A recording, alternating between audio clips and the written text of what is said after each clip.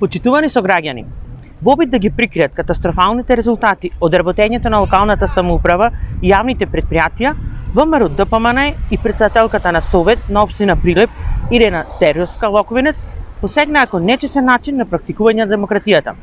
Имено, Стериовска и ДПМН за утре закажаа седница на која советниците во неколку часови треба да ги разгледаат и да дискутираат за годишните сметки на општина Прилеп, на јавните комунални предпријатија, јавната установа детска градинка, домот за стари лица, како и на сите основни и средни училишта од општина Прилеп.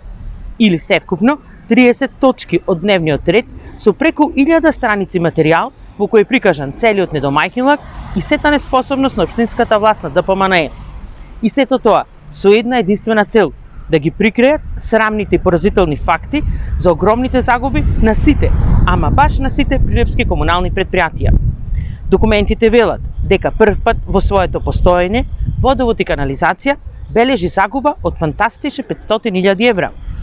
Загубата на комуналец ја надминува сумата од 260.000 евра.